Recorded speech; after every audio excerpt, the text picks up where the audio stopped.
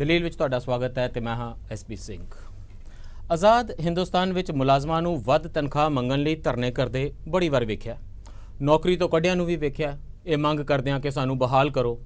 ਪਰ ਇਹੋ ਜਿਹਾ ਧਰਨਾ ਹੜਤਾਲ ਮਰਨ ਮਰਤ ਨਹੀਂ ਵੇਖਿਆ ਸੀ ਮੁਲਾਜ਼ਮਾਂ ਦਾ ਜਿਹੜੇ ਸਰਕਾਰ ਨੂੰ ਕਹਿਣ ਜੀ ਸਾਡੀ ਤਨਖਾਹ ਨਾ ਘਟਾਓ, ਘਟਾ ਕੇ ਤੀਜਾ ਹਿੱਸਾ ਨਾ ਕਰੋ, 50,000 ਰੁਪਏ ਤੋਂ ਘਟਾ ਕੇ 15,000 ਨਾ ਕਰੋ। ਸਰਕਾਰ ਵੈਸੇ ਇਹ ਨਹੀਂ ਕਹਿ ਰਹੀ ਕਿ ਪਟਿਆਲੇ ਵਿੱਚ ਗੁਰਦੁਆਰਾ ਦੁੱਖ ਨਿਵਾਰਨ ਸਾਹਿਬ ਦੇ ਸਾਹਮਣੇ ਧਰਨਾ ਨੁਮਾ ਪੱਕਾ ਮੋਰਚਾ ਵਾਲੇ ਅਧਿਆਪਕ ਨਾਲਾਇਕ ਨੇ, ਇਸ ਲਈ ਇਹਨਾਂ ਦੀ ਤਨਖਾਹ ਘਟਾਈ ਜਾ ਰਹੀ ਹੈ। ਸਰਕਾਰ ਕਹਿ ਰਹੀ ਹੈ ਸਕੂਲ ਵਿੱਚ ਪੜ੍ਹਾਉਂਦੇ ਸੀ, ਠੀਕ ਪੜ੍ਹਾਉਂਦੇ ਸੀ, 50,000 ਰੁਪਏ ਹੀ ਲੈਂਦੇ ਸੀ, 50,000 ਹੀ ਲੈਂਦੇ ਰਹਿਣ। ਪਰ ਜੇ ਸਰਕਾਰ ਦੇ ਸਿੱਖਿਆ ਵਿਭਾਗ ਥੱਲੇ ਆਉਣਾ ਚਾਹੁੰਦੇ ਨੇ ਤਾਂ 3 ਸਾਲ ਸਿਰਫ 15,000 ਰੁਪਏ ਪ੍ਰਤੀ ਮਹੀਨਾ ਦੀ ਤਨਖਾਹ ਤੇ ਨੌਕਰੀ ਦੁਬਾਰਾ ਸ਼ੁਰੂ ਕਰਨ। ਵੈਸੇ 3 ਸਾਲ ਪ੍ਰੋਬੇਸ਼ਨ ਇਹਨਾਂ ਦੀ ਕਾਰਗੁਜ਼ਾਰੀ ਵੇਖੀ ਜਾਵੇਗੀ, ਸਰਕਾਰ ਦੇਖੇਗੀ। ਅਧਿਆਪਕ ਕਹਿ ਰਹੇ ਨੇ ਜੀ 8-9 ਸਾਲਾਂ ਤੋਂ ਇਹੀ ਪੜ੍ਹਾਉਣ ਦਾ ਹੀ ਕੰਮ ਕਰ ਰਹੇ ਹਾਂ, ਤੁਹਾਡੇ ਹੀ ਥੱਲੇ ਕਰ ਰਹੇ ਸੀ। ਜੇ ਸੁਸਾਇਟੀ ਵਿੱਚ ਹੀ ਕਰਦੇ ਰਹੀਏ, ਸਰਵ ਸਿੱਖਿਆ ਅਭਿਆਨ ਵਿੱਚ ਜਾਂ ਰਮਸਾ ਵਿੱਚ ਹੀ ਕਰਦੇ ਰਹੀਏ ਫਿਰ ਕੰਮ ਠੀਕ ਹੈ। ਜੇ ਸਿੱਖਿਆ ਵਿਭਾਗ ਵਿੱਚ ਆ ਕੇ ਉਹਨਾਂ ਹੀ ਬੱਚਿਆਂ ਨੂੰ ਉਹਨਾਂ ਹੀ ਸਕੂਲਾਂ ਵਿੱਚ ਉਸੇ ਤਰੀਕੇ ਨਾਲ ਪੜ੍ਹਾਈਏ ਫਿਰ 3 ਸਾਲ ਦੀ ਨਿਗਰਾਨੀ ਕਿਉਂ? ਤਰਕ ਦੂਜੇ ਪਾਸਿਓਂ ਵੀ ਦਿੱਤੇ ਜਾ ਰਹੇ ਨੇ। ਤਰਕ ਇਹ ਨੇ ਕਿ ਇੰਨੇ ਅਧਿਆਪਕ ਚਾਹੀਦੇ ਵੀ ਨੇ ਜਾਂ ਨਹੀਂ ਚਾਹੀਦੇ, ਅਧਿਆਪਕਾਂ ਦੀ ਕੁਆਲਿਟੀ ਖਰਾਬ ਹੈ, ਸਰਕਾਰੀ ਸਕੂਲਾਂ ਦੇ ਨਤੀਜੇ ਬੜੇ ਖਰਾਬ ਆ ਰਹੇ ਨੇ, ਤੁਹਾਨੂੰ ਤਾਂ ਪਤਾ ਹੀ ਹੈ। ਇਸ ਸਭ ਤੇ ਤਾਂ ਡਿਬੇਟ ਕਰਾਂਗੇ ਹੀ, ਪਰ ਮਸਲਾ ਇਸ ਤੋਂ ਵੀ ਵਧੇਰੇ ਗੰਭੀਰ ਹੈ। ਇਹ ਪਟਿਆਲੇ ਵਿੱਚ ਲੱਗੇ ਉਸ ਪੱਕੇ ਮੋਰਚੇ ਨਾਲੋਂ ਗੰਭੀਰ ਹੈ। ਮਸਲਾ ਸਾਡੇ ਬੱਚਿਆਂ ਦੇ ਭਵਿੱਖ ਨਾਲ ਜੁੜਿਆ, ਸਰਕਾਰੀ ਨੀਤੀਆਂ ਨਾਲ ਜੁੜਿਆ, ਸਿੱਖਿਆ ਪ੍ਰਤੀ ਸਾਡੀ ਪਹੁੰਚ ਨਾਲ ਜੁੜਿਆ। ਇਸ ਲਈ ਇਸ ਸਾਰੇ ਵਡੇਰੇ ਮਸਲੇ ਤੇ ਗੱਲ ਕਰਨ ਲਈ ਅੱਜ ਸਾਡੇ ਨਾਲ ਜੁੜ ਰਹੇ ਨੇ ਡਾਕਟਰ ਕੁਲਦੀਪ ਪੁਰੀ ਜੀ। ਡਾਕਟਰ ਕੁਲਦੀਪ ਪੁਰੀ ਜੀ ਪੰਜਾਬ ਯੂਨੀਵਰਸਿਟੀ ਦੇ ਵਿੱਚ ਐਜੂਕੇਸ਼ਨ ਦੇ ਮਹਿਕਮੇ ਨਾਲ ਹੀ ਡੀਲ ਕਰਦੇ ਨੇ। ਐਜੂਕੇਸ਼ਨ ਦੇ ਉੱਤੇ ਹੀ ਇਹਨਾਂ ਦਾ ਤਾਉਮਰ ਕੰਮ ਹੈ। ਸਾਡੀਆਂ ਸਰਕਾਰੀ ਪਾਲਿਸੀਆਂ, ਸਿੱਖਿਆ ਪ੍ਰਤੀ ਪਾਲਿਸੀਆਂ, ਕੋਠਾਰੀ ਕਮਿਸ਼ਨ ਤੋਂ ਲੈ ਕੇ ਨਿਊ ਐਜੂਕੇਸ਼ਨ ਪਾਲਿਸੀ ਤੋਂ ਲੈ ਕੇ ਅੱਜ ਤੱਕ ਇਹ ਨੀਤੀਆਂ ਕਿਵੇਂ ਬਣਦੀਆਂ ਰਹੀਆਂ ਨੇ, ਸਕੂਲਾਂ ਦੀ ਇਹ ਬਣਤਰ ਕਿਵੇਂ ਹੋਂਦ ਵਿੱਚ ਆਈਏ, ਇਸ ਨੂੰ ਨੇੜਿਓਂ ਦੇਖਦੇ ਆ ਰਹੇ ਨੇ। ਸਾਡੇ ਨਾਲ ਨੇ ਸਰਦਾਰ ਦੀਦਾਰ ਸਿੰਘ ਮੁਦਕੀ ਜੀ, ਜਿਹੜੇ ਅਧਿਆਪਕ ਪਟਿਆਲਾ ਵਿੱਚ ਪੱਕਾ ਮੋਰਚਾ ਲਾ ਕੇ ਬੈਠੇ ਨੇ ਇਸ ਉਮੀਦ ਨਾਲ ਕਿ ਕਦੀ ਆਕਾ ਸਾਹਿਬ ਨਾਲ ਮੁਲਾਕਾਤ ਹੋਵੇਗੀ, ਮੁੱਖ ਮੰਤਰੀ 5 ਨਵੰਬਰ ਨੂੰ ਮਿਲਣਗੇ। ਇਹ ਉਹਨਾਂ SSA ਰਮਸਾ ਟੀਚਰ ਯੂਨੀਅਨ ਪੰਜਾਬ ਦੇ ਪ੍ਰਧਾਨ ਨੇ ਜਿਹੋ ਜਿਹੇ ਕੰਮ ਕਰ ਰਹੇ ਨੇ, ਇਸ ਕੰਮ ਲਈ ਅੱਜ ਕੱਲ੍ਹ ਮੁਅੱਤਲ ਵੀ ਨੇ। ਸਰਕਾਰਾਂ ਨੂੰ ਘੋਲ ਕਰਨ ਵਾਲਿਆਂ ਨਾਲ ਨਜਿੱਠਣ ਦੇ ਕਈ ਤਰੀਕੇ ਆਉਂਦੇ ਨੇ, ਉਹਦੇ ਵਿੱਚੋਂ ਮੁਅੱਤਲੀ ਟਰਾਂਸਫਰ ਇੱਕ ਹੁੰਦੀਆਂ ਨੇ। ਸਾਡੇ ਨਾਲ ਜੁੜ ਰਹੇ ਨੇ ਸਰਦਾਰ ਸੁੱਚਾ ਸਿੰਘ ਖਟੜਾ ਜੀ। तमाम उम्र सरकारी स्कूलों में पढ़ाया, अपने बच्चे सरकारी स्कूलों में पढ़ाए तो इस किस्म नाल सरकारी अध्यापकों दियाँ बहुत सारिया एजीटेशनस नूं अगे वध के लीड किया। उम्र भर का तजर्बा नाल लैके आए ने। इन्हों पूछांगे ये अध्यापक एडे खराब ने, देखो सरकारी स्कूलों का की हाल कर दिता है, इन्हों सज़ा क्यों ना दी जाए। तो ये भी कि ये 15,000 ते काम करन लई किवें कोई सरकार अध्यापक वैसे भर्ती कर सकती है। गल असी 6,000 7,000 रुपए वाले अध्यापकों वाली भी करांगे, वो भी वैरायटी साडे कोल है। साडे नाल जुड़ रहे ने professor Arvind ji. Professor Arvind ji Eicher दे विच एकेडैमिक ने ते एक लंबे समय तो एजुकेशन पॉलिसीज़ किवें इंटरसैक्ट करदियां ने साडी सोसाइटल बनतर दे नाल, इनू बड़ी नेड़ियों देखते हैं। पर प्रोफैसर कुलदीप पुरी जी, ये डिबेट इसलिए है कि एक टीचर का धरना बड़ा जोरदार लगा है, एजीटेशना ने अखबारों में बहुत जगह ली हुई है, तो ये काफ़ी ऑर्गेनाइज्ड तबका है सोसाइटी का। जोड़े अध्यापक ने बैंकिंग वाले, रेलवे वाले अध्यापक यही ऑर्गेनाइज्ड इस किस्म के एजीटेशनिस्ट रह गए हैं, इस करके बड़ी स्पेस लै तो रहे हैं। पर की तुहानू इन्हां दी लड़ाई दे पिछे कुछ वडेरे कारण दिखाई देंदे ने? मैं इस करके पूछ रहा ताकि तुसी पॉलिसी लैवल दे उत्ते कोई पैराडिम खिंच दिओ जिहदे विच मैं दीदार मुदकी होरां तो पूछ सकां कि ये मुअत्तल क्यों ने ते इन्हां वर्गे होर सड़क ते क्यों रोल रहे ने। SP ਸਿੰਘ ਜੀ 90s ਦੇ ਵਿੱਚ ਜਦੋਂ ਪਾਲਿਸੀਜ਼ ਨੇ ਮੋੜਾ ਕੱਟਣਾ ਸ਼ੁਰੂ ਕੀਤਾ, ਵਰਲਡ ਬੈਂਕ ਦੀਆਂ ਕੁਝ ਸਕੀਮਸ ਸਾਰੇ ਵਰਲਡ ਦੇ ਵਿੱਚ ਆਈਆਂ, ਸਾਰੇ ਦੇਸ਼ਾਂ ਦੇ ਵਿੱਚ, ਜਿਸ ਵਿੱਚ ਉਹਨਾਂ ਨੇ ਅਸਲ ਵਿੱਚ ਇਸ ਗੱਲ ਦੀ ਪੇਸ਼ਬੰਦੀ ਪਹਿਲੇ ਕਰਨੀ ਚਾਹੀ ਕਿ ਜਦੋਂ ਅਸੀਂ ਨਵੀਂ ਇਕਨੋਮਿਕ ਨੀਤੀ ਦੇ ਵਿੱਚ ਸਟਰਕਚਰਲ ਐਡਜਸਟਮੈਂਟ ਪ੍ਰੋਗਰਾਮਸ ਦੇ ਅਧੀਨ ਜਦੋਂ ਲੋਨ ਦੇਵਾਂਗੇ ਔਰ ਜਦੋਂ ਉਹਦੇ ਵਿੱਚ ਕੁਝ ਸਟੈਪ ਲਵਾਂਗੇ ਤੇ ਇਹ ਜ਼ਾਹਿਰ ਹੈ ਮੁਮਕਿਨ ਹੈ ਕਿ ਜਿਹੜੀਆਂ ਸਰਕਾਰਾਂ ਨੇ ਉਹਨਾਂ ਦਾ ਜਿਹੜਾ ਸੋਸ਼ਲ ਸੈਕਟਰ ਹੈ ਉਹਦੇ ਵਿੱਚ ਰੋਲ ਜਿਹੜਾ ਅੱਗੇ ਤੋਂ ਘਟਦਾ ਜਾਏਗਾ। ਜਦੋਂ ਇਹ ਇਸ਼ੂ ਨਹੀਂ ਹੈ, ਜਦੋਂ ਰੋਲ ਘਟਦਾ ਜਾਏਗਾ ਤੇ ਲੋਕਾਂ ਦੀਆਂ ਮੁਸ਼ਕਲਾਂ ਜਿਹੜੀਆਂ ਨੇ ਵਧਣਗੀਆਂ। ਪਬਲਿਕ ਦੀਆਂ। ਓਕੇ। ਤੇ ਉਹਨਾਂ ਨੇ ਕਿਹਾ ਕਿ ਸੋਸ਼ਲ ਸੇਫਟੀ ਨੈਟਵਰਕਸ ਜਿਹੜੇ ਨੈਟਵਰਕ ਪ੍ਰੋਗਰਾਮ ਨੇ ਜੀ ਉਹ ਚਲਾਉਣੇ ਚਾਹੀਦੇ ਨੇ ਕਿ ਕੁਝ ਨਾ ਕੁਝ ਜਿਹੜਾ ਲੋਕਾਂ ਨੂੰ ਮਿਲਦਾ ਰਹੇ ਕਿ ਜਿਹਦੇ ਨਾਲ ਉਹ ਬਿਲਕੁਲ ਖਤਮ ਨਾ ਹੋ ਜਾਣ, ਉਹਨੂੰ ਥੋੜਾ ਬਹੁਤ ਆਸਰਾ ਥੁਮਣਾ ਜਾ ਰਹੇ ਜੀ। ਐਕਚੁਅਲੀ ਇਹ ਜਿੰਨੀਆਂ ਸਕੀਮਸ ਨੇ, ਜਿਹੜੀ ਪਹਿਲੇ ਆਈ ਡਿਸਟ੍ਰਿਕਟ ਪ੍ਰਾਇਮਰੀ ਐਜੂਕੇਸ਼ਨ ਪ੍ਰੋਗਰਾਮ ਜੀ, DPEP ਆਇਆ, ਉਸ ਤੋਂ ਬਾਅਦ ਉਹਨੇ ਸ਼ਕਲ ਅਖਤਿਆਰ ਕਰ ਲਈ। ਪਹਿਲਾਂ ਬਿਲਕੁਲ ਵਰਲਡ ਬੈਂਕ ਦੇ ਪੈਸੇ ਤੋਂ ਸੀ, ਫਿਰ ਸਰਵ ਸਿੱਖਿਆ ਅਭਿਆਨ 2001 ਦੇ ਵਿੱਚ ਉਹਦਾ ਉਹ ਰੂਪ ਬਦਲ ਗਿਆ ਤੇ ਉਹ ਲਗਭਗ ਸਾਰੇ ਦੇਸ਼ ਦੇ ਵਿੱਚ ਉਹ ਹੋ ਗਿਆ। ਬੜੇ ਛੋਟੇ ਸਕੇਲ ਤੇ ਹੋਇਆ ਪਰ ਉਹ ਫੈਲ ਗਿਆ।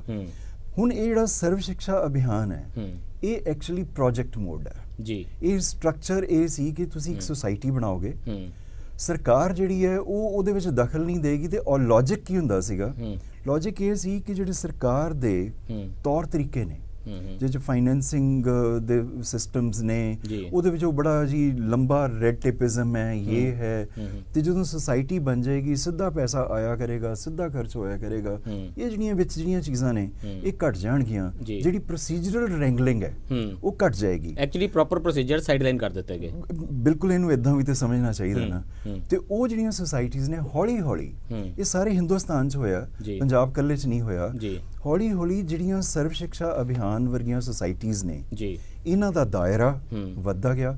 ਤੇ ਜਿਹੜੇ ਡਾਇਰੈਕਟੋਰੇਟ ਨੇ ਔਰ ਜਿਹੜੇ ਐਜੂਕੇਸ਼ਨ ਡਿਪਾਰਟਮੈਂਟ ਨੇ ਉਹਨਾਂ ਦਾ ਟੈਕਨੀਕਲੀ ਦਾਇਰਾ ਜਿਹੜਾ ਹੈਗਾ ਉਹ ਘਟਦਾ ਚਲਾ ਗਿਆ ਜੀ। ਤੇ ਹੁਣ ਸਥਿਤੀ ਇਹ ਹੋ ਗਈ ਹੈ ਕਿ ਤੁਸੀਂ ਜੇ ਕਿਸੇ ਵੀ ਸਟੇਟ ਵਿੱਚ ਚਲੇ ਜਾਓ ਤੇ ਨਾਮ ਨਿਹਾਦ ਡਾਇਰੈਕਟੋਰੇਟ ਤਾਂ ਤੁਹਾਨੂੰ ਮਿਲ ਜਾਣਗੇ, ਲੇਕਿਨ ਤੁਸੀਂ ਪਰ ਸਿੱਖਿਆ ਦਾ ਢਾਂਚਾ ਜਿਹੜਾ ਸਾਰੇ ਸੋਸਾਇਟੀਆਂ ਕੁਇਕਲੀ ਟ੍ਰਾਂਸਲੇਟ ਜਿਹੜਾ ਤੁਸੀਂ ਹਿਸਟੋਰੀਕਲ ਪਰਸਪੈਕਟਿਵ ਦਿੱਤਾ ਇਹ ਹੈ ਕਿ ਪਹਿਲਾਂ ਸਰਕਾਰਾਂ ਅਧਿਆਪਕ ਭਰਤੀ ਕਰਦੀਆਂ ਸੀ, ਇਸ ਕਰਕੇ ਅਧਿਆਪਕਾਂ ਦੀ ਕੁਆਲਿਟੀ ਵੀ ਦੇਖੀ ਜਾਂਦੀ ਸੀ ਤੇ ਉਹਨਾਂ ਨੂੰ ਕਿੰਨੀ ਤਨਖਾਹ ਦਿੱਤੀ ਜਾਣੀ ਹੈ ਉਹਦੇ ਤੇ ਬੜਾ ਗੌਰ ਹੁੰਦਾ ਸੀ, ਕਿਉਂਕਿ ਜਿੰਨਾ ਤੁਸੀਂ ਇਨਵੈਸਟ ਕਰੋਗੇ ਆਪਣੇ ਅਧਿਆਪਕ ਦੇ ਵਿੱਚ ਉਨੀ ਬਿਹਤਰ ਸਿੱਖਿਆ ਹੋਵੇਗੀ, ਉਹਨਾਂ ਬਿਹਤਰ ਪ੍ਰੋਡਕਟ ਹੋਵੇਗਾ, ਉਹਨਾਂ ਸਾਡਾ ਸਮਾਜ ਬਿਹਤਰ ਪ੍ਰਫੁੱਲਿਤ ਹੋਵੇਗਾ। ਫਿਰ ਆਹਿਸਤਾ ਐਸਪੀਜੀ ਨੂੰ ਥੋੜਾ ਜਿਹਾ ਹੋਰ ਵੀ ਪਿਛੋਕੜ 'ਚ ਵੇਖਣਾ ਚਾਹੀਦਾ। ਮੈਂ ਚਾਹਾਂਗਾ ਸਾਰੇ ਹਿਸਟੋਰੀਕਲ ਪਰਸਪੈਕਟਿਵ ਨੂੰ ਲਵਾਂਗੇ। ਜਿਹੜਾ ਇਹਨਾਂ ਨੇ ਹੁਣ ਦੱਸਿਆ ਹੋਇਆ ਹੈ ਕਿ ਫਿਰ ਸਰਕਾਰਾਂ ਨੇ ਇੱਕ ਸ਼ਾਰਟਕਟ ਲੱਭਿਆ ਕਿ ਸੁਸਾਇਟੀ ਬਣਾਓ, ਅਧਿਆਪਕ ਰੱਖੋ, ਉਸ ਕਿਸਮ ਦੇ ਪ੍ਰੋਪਰ ਪ੍ਰੋਸੀਜਰ ਸਾਈਡਲਾਈਨ ਕਰੋ ਤੇ ਇਹ ਸਰਵ ਸਿੱਖਿਆ ਅਭਿਆਨ ਤੇ ਰਮਸਾ ਨੂੰ ਕੀ ਕਹਿੰਦੇ ਨੇ ਜੀ, ਰਾਸ਼ਟਰੀ ਮਾਧਿਅਮਿਕ ਸਿੱਖਿਆ ਅਭਿਆਨ ਰਮਸਾ, ਇਹਦੇ ਥੱਲੇ ਦਾ ਐਜੂਕੇਸ਼ਨ ਵਿੱਚ ਵੀ ਹੁਣ ਰਾਸ਼ਟਰੀ ਉੱਚਤਰ ਸਿੱਖਿਆ। ਇਹ ਇੰਟਰਸਟਿੰਗ ਹੈ ਕਿ ਇਹਨਾਂ ਦੀ ਯੂਨੀਅਨ ਦੇ ਕੀ ਨਾਮ ਨੇ। ਇੱਕ ਹੈਗੀ ਤੁਹਾਡੀ 8886 ਅਧਿਆਪਕ ਨੇ, 8806 ਇਹ ਨਾਮ ਹੈ ਜੀ, ਬਣ ਹੀ ਗਿਆ ਕਿਉਂਕਿ ਜਿੰਨੇ ਅਧਿਆਪਕ ਭਰਤੀ ਕੀਤੇ ਉਹੀ ਯੂਨੀਅਨ ਦਾ ਨਾਮ ਹੋ ਗਿਆ। ਦੂਜੇ ਦਾ ਨਾਮ ਹੈਗਾ 5178 ਵਾਲੇ ਵੀ ਅਧਿਆਪਕ ਹੈਗੇ ਨੇ, ਕਿਉਂਕਿ 5178 ਸਰਕਾਰ ਨੇ ਭਰਤੀ ਕੀਤੇ ਤੇ ਉਹਨਾਂ ਨੂੰ ਕਿਹਾ ਵੀ ਇੱਕ ਵਾਰੀ ਭਰਤੀ ਹੋ ਜਾਓ, ਸੋਸਾਇਟੀ ਥੱਲੇ ਕੰਮ ਕਰਨ ਲੱਗੋ, ਜਿਹਦਾ ਮਤਲਬ ਹੈ ਰੁਪਈਏ ਦੇਾਂਗੇ 6000 ਤੇ ਸਕੂਲ ਵਿੱਚ ਜਾ ਕੇ 6ਵੀਂ 7ਵੀਂ 8ਵੀਂ 9ਵੀਂ 10ਵੀਂ ਦੇ ਬੱਚਿਆਂ ਨੂੰ ਪੜਾਓ, 6000 ਰੁਪਏ ਹਰ ਮਹੀਨੇ ਤੇ। ਬਾਅਦ ਵਿੱਚ ਮੇਰੇ ਕੋਲ ਵਧਾ ਵੀ ਦਿੱਤੇ ਸਰਕਾਰ ਨੇ, 6500 ਰੁਪਈਆ ਕਰ ਦਿੱਤਾ, ਫਿਰ 7000 ਰੁਪਈਆ ਕਰ ਦਿੱਤਾ। ਅੱਜ ਕੱਲ੍ਹ 7000 ਰੁਪਏ ਤੇ ਤੁਹਾਡੇ 10ਵੀਂ ਦੇ ਬੱਚਿਆਂ ਨੂੰ ਇਹ ਅਧਿਆਪਕ ਪੜ੍ਹਾ ਰਹੇ ਨੇ। ਤੇ ਗੁਰਦੁਆਰਾ ਦੁੱਖ ਨਿਵਾਰਨ ਸਾਹਿਬ ਪਟਿਆਲੇ ਦੇ ਸਾਹਮਣੇ ਬੈਠ ਕੇ ਪੱਕਾ ਮੋਰਚਾ, ਕੁਝ ਅਕਾਲ ਪੁਰਖ ਦੀ ਓਟ ਬਾਕੀ ਸਰਕਾਰ ਦੀ, ਇਹ ਸੋਚ ਕੇ ਲੈ ਰਹੇ ਨੇ ਕਿ ਸਾਨੂੰ ਪੱਕਿਆਂ ਕਰ ਦਿਓ। ਲੜਾਈ ਇਸ ਗੱਲ ਦੀ ਹੈ। ਦਿਦਾਰ ਮੁਤਕੀ ਜੀ, ਜਦੋਂ ਤੁਸੀਂ ਭਰਤੀ ਹੋਏ ਸੀ ਤਾਂ ਤੁਹਾਨੂੰ ਪਤਾ ਸੀ ਕਿ ਤੁਸੀਂ SSA ਦੇ ਮੁਲਾਜ਼ਮ ਹੋ, ਰਮਸਾ ਦੇ ਮੁਲਾਜ਼ਮ ਹੋ, ਇੰਨੇ ਪੈਸੇ ਮਿਲਣਗੇ ਤੇ ਇੰਨਾ ਤੁਸੀਂ ਪੜ੍ਹਾਉਣਾ, ਤੁਹਾਨੂੰ ਠੀਕ ਠਾਕ ਪੈਸੇ ਮਿਲ ਰਹੇ ਨੇ, 50-50 ਹਜ਼ਾਰ ਰੁਪਏ ਤਨਖਾਹਾਂ ਨੇ। ਸਰਕਾਰ ਦੀ ਹੀ ਨੌਕਰੀ ਕਿਉਂ ਕਰਨੀ ਹੈ? ਸਿੱਖਿਆ ਵਿਭਾਗ ਦੇ ਵਿੱਚ ਹੀ ਕਿਉਂ ਆਉਣਾ ਤੁਸੀਂ? ਇੱਕ ਤਾਂ ਆਪਣੀ ਮਨਸ਼ਾ ਦੱਸੋ। ਡਾਕਟਰ ਕੁਲਦੀਪੁਰੀ ਨੇ ਇਹ ਸਾਫ਼ ਕੀਤਾ ਕਿ ਸਿੱਖਿਆ ਵਿਭਾਗ ਦੇ ਥੱਲੇ ਜੇ ਆਉਂਦੇ ਤਾਂ ਪ੍ਰੋਸੀਜਰਲੀ ਐਜੂਕੇਸ਼ਨ ਸਿਸਟਮ ਠੀਕ ਚੱਲਦਾ, but why do you want? ਤੁਹਾਨੂੰ ਤਾਂ ਪਹਿਲਾਂ ਤੋਂ ਹੀ ਪਤਾ ਸੀਗਾ ਕਿ ਸਾਡੇ ਨਾਲ ਅਸੀਂ ਇਹਦਾਂ ਦੇ ਮੁਲਾਜ਼ਮ ਆ, ਇਹ ਸਾਨੂੰ ਕਦੇ ਵੀ ਕੱਢ ਸਕਦੇ ਨੇ, ਇੰਨੀ ਤਨਖਾਹ ਦੇਣਗੇ, ਇਹਦੇ ਤੇ ਅਸੀਂ ਕੰਮ ਕਰਾਂਗੇ।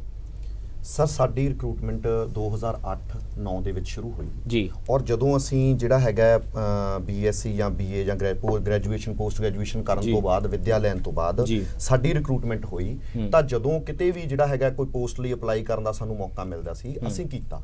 ਔਰ ਸਾਡੀ ਜਿਹੜੀ ਰਿਕਰੂਟਮੈਂਟ ਹੈ ਉਹ ਅੰਡਰ SSA ਸਰਕਾਰ ਨੇ ਕੀਤੀ। ਸ਼ੁਰੂ ਵਾਲੇ ਪੀਰੀਅਡ ਦੇ ਵਿੱਚ ਮਤਲਬ ਉਸ ਵੇਲੇ ਚੋਇਸ ਤੁਹਾਡੇ ਕੋਲ ਨਹੀਂ ਸੀ ਕਿ ਅਸੀਂ SSA ਥੱਲੇ ਹੋਣਾ ਹੈ, ਰਮਸਾ ਥੱਲੇ ਹੋਣਾ ਹੈ ਕਿ ਐਜੂਕੇਸ਼ਨ ਡਿਪਾਰਟਮੈਂਟ ਥੱਲੇ ਹੋਣਾ? ਸਾਡੀ ਚੋਇਸ ਤਾਂ ਜੀ ਜੌਬ ਲੈਣ ਦੀ ਸੀ, ਰੁਜ਼ਗਾਰ ਲੈਂਦੀ ਸੀ, ਅਧਿਆਪਕ ਬਣਨ ਦੀ ਸੀ, ਔਰ ਅਧਿਆਪਕ ਬਣਦੀ ਸੀ। ਅਧਿਆਪਕ ਬਣਨ ਦੀ ਅਸੀਂ ਜਿਹੜੀ ਵਿਦਿਅਕ ਯੋਗਤਾ ਪੂਰੀ ਕਰ ਲਈ ਤੇ ਹੋਰ ਕੋਈ ਰਸਤਾ ਨਹੀਂ ਸੀ ਅਧਿਆਪਕ ਬਣਨ ਦਾ? ਸਾਡੇ ਕੋਲ ਰਸਤਾ ਨਹੀਂ ਸੀ, ਬੇਰੁਜ਼ਗਾਰ ਸੀਗੇ ਔਰ ਜੋ ਵੀ ਸਾਨੂੰ ਸਰਕਾਰ ਭਰਤੀ ਵੀ ਨਹੀਂ ਕਰ ਰਹੀ ਸੀ ਅਧਿਆਪਕ, ਬਿਲਕੁਲ ਨਹੀਂ ਭਰਤੀ ਕਰ ਰਹੀ ਸੀ ਜੀ।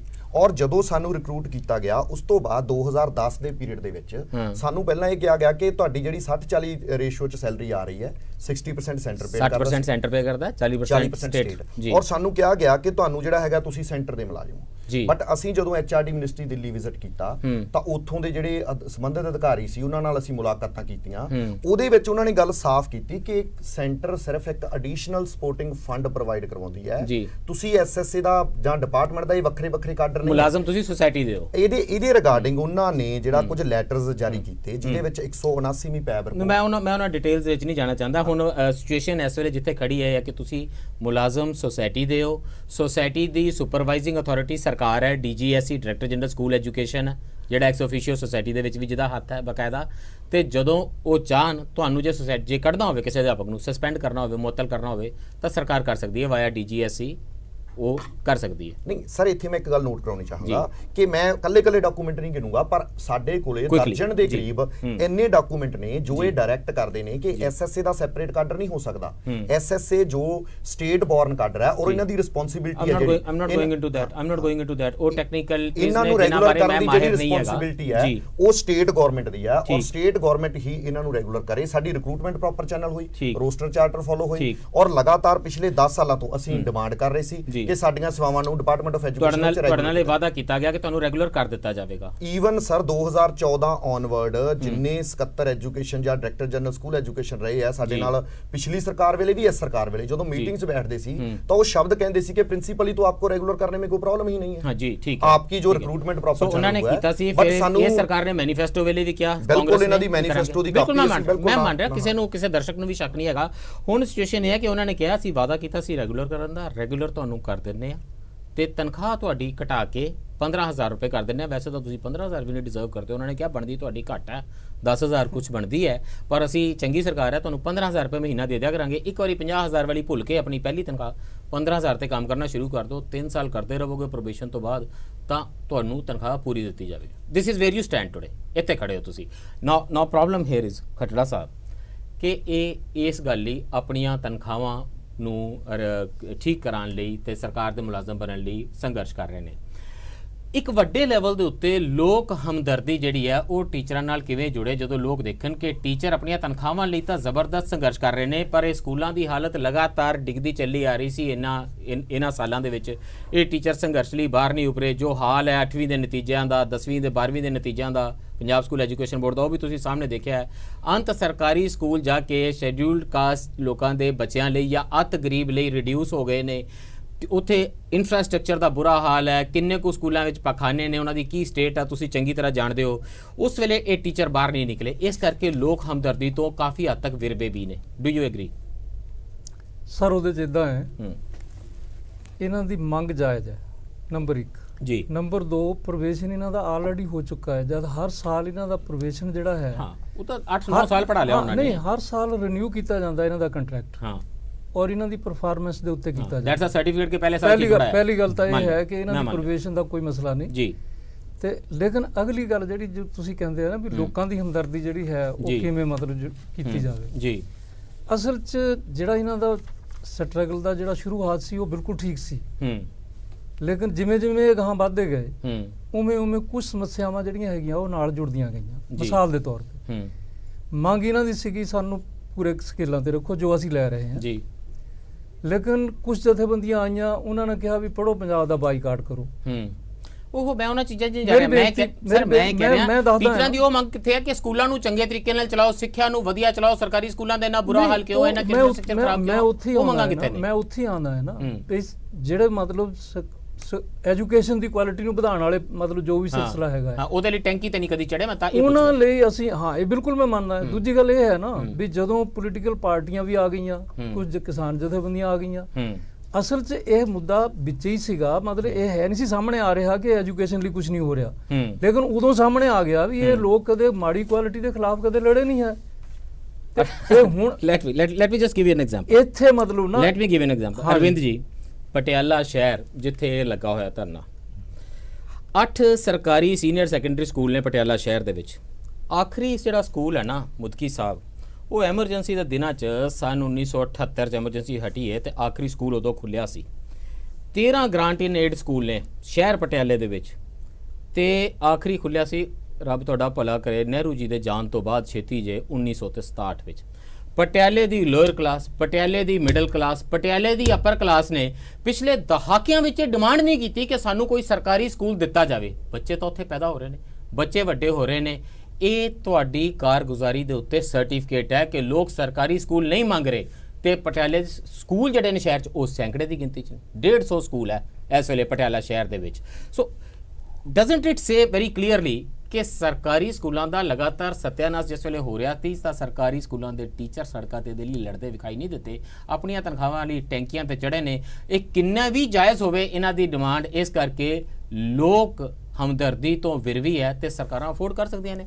ਬੈਠੇ ਰਹੋ ਗੁਰਦੁਆਰਾ ਸਾਹਿਬ ਸਾਹਮਣੇ, ਪੱਕਾ ਮੋਰਚਾ ਲਾ ਕੇ ਕੁਝ ਦੇ ਦੇਵਾਂਗੇ, ਤੁਹਾਨੂੰ ਵੀ ਚੁੱਪ ਕਰਾ ਦੇਵਾਂਗੇ, ਇੱਥੇ ਹੀ ਖਤਮ ਹੋ ਜਾਏਗਾ।